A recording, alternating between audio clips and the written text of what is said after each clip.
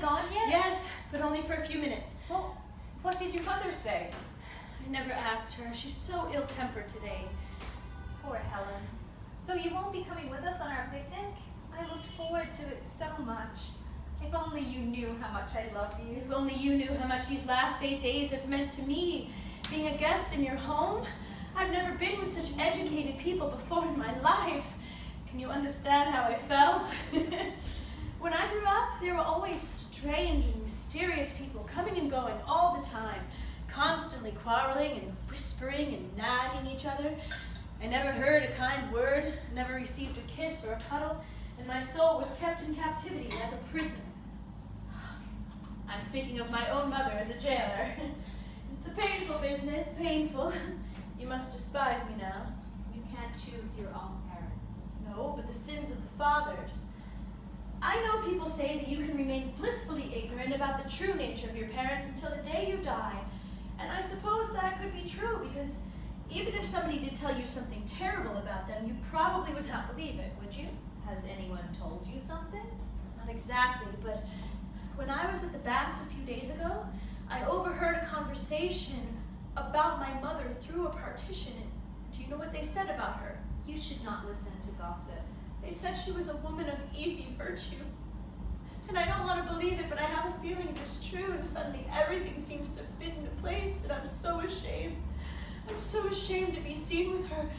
I imagine everyone is staring at us, and men seem to ogle her. Oh, it's dreadful. But is it true? Do you think it is true? People tell so many lies. I don't know. Yes, you know something, don't you? But you don't want to tell me. I appreciate that, but it doesn't help matters. I'm just as unhappy anyway. My dear Helen, don't think about it anymore. If you come and see me today, I'll introduce you to some people I know you will like. My father arrived this morning, and he longs to see you. I've told him all about you in my letters, and I think Cousin Gerard has too. You're so lucky to have a father. I had one once when I was very, very young. What happened to him? He abandoned us because he's a bad person, says Mother. It's hard to know, of course. But I'll tell you something. If you come and see us today, I'll introduce you to the director of the Grand Theatre. And you never know, he could be a very useful person. The director of the Grand Theatre? Yes, and he wants to meet you. Gerard and I have been talking to him about you, and you know how circumstances can sometimes determine your fate. A personal contact, a word or two at the right time. If you don't come, you'll do yourself a terrible disservice. I would love to come, my dear Lisa, but I cannot accept any invitations which do not include my mother as well. Why? Can you give me one good reason why? I don't know. She taught me to say that when I was a little girl, and I've got used to saying it, I suppose. Did she make you promise anything? She did not need to. She merely told me what to say, and like a good little girl, I obeyed. Do you really think she would not be okay on her own for a few hours? I don't think she would miss me, because when I am at home, she's constantly criticizing me. But I would feel guilty if I went without her. Do you think that she would fit in with our kind of people, though? Goodness, no. The thought never crossed my mind. When you get married someday... I'm never going to get married. Did she teach you to say that as well? Probably, yes. She's always warned me of men. As husbands as well? I suppose so. Listen, Helen, you really need to emancipate yourself. I don't want to be emancipated. I didn't mean it like that, but you need to get yourself out of this dependence from which you've outgrown and which could ruin your whole life from now on. I don't think I can leave her. Ever since I was a baby, I've been somewhat welded to my mother. I never dared express any opinions of my own. I never dared wish for anything I know she did not approve of.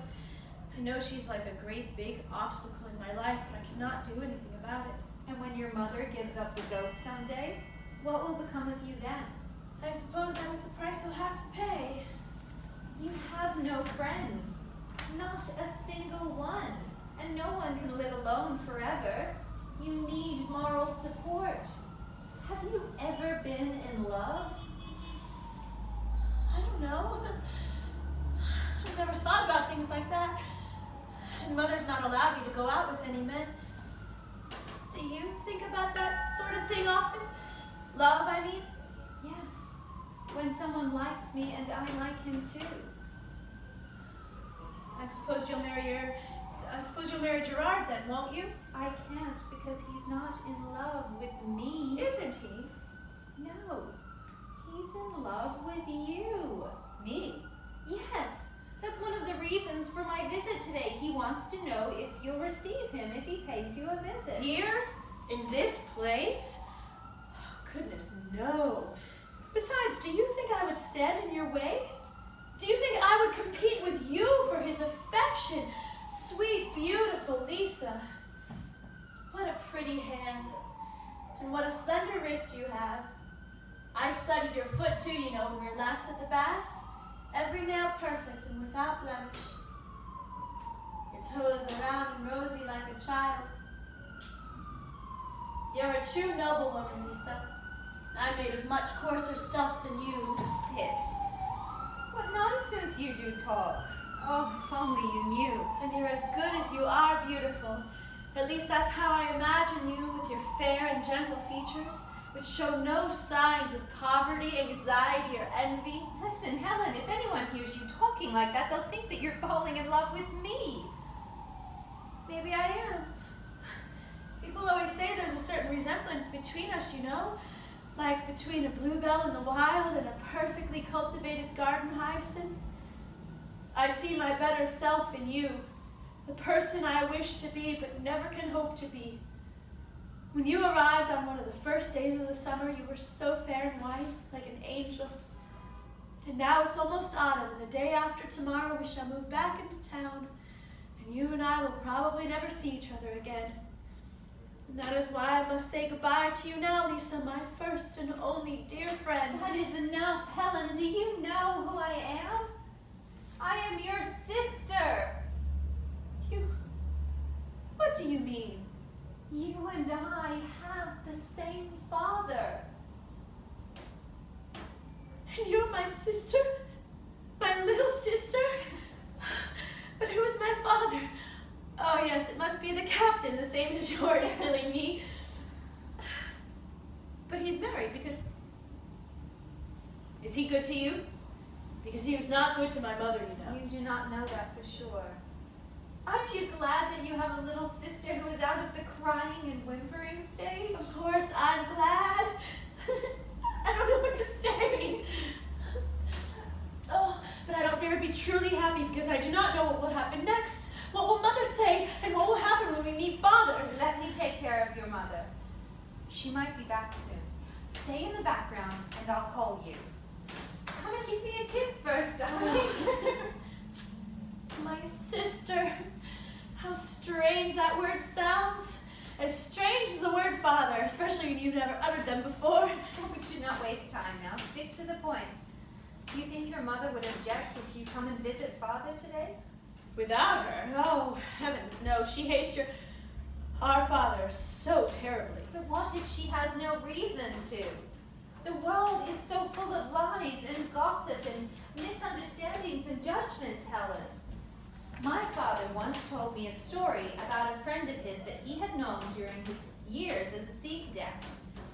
It all started with an officer who had a gold watch stolen from his cabin, and the young cadet was accused of stealing it. God knows why.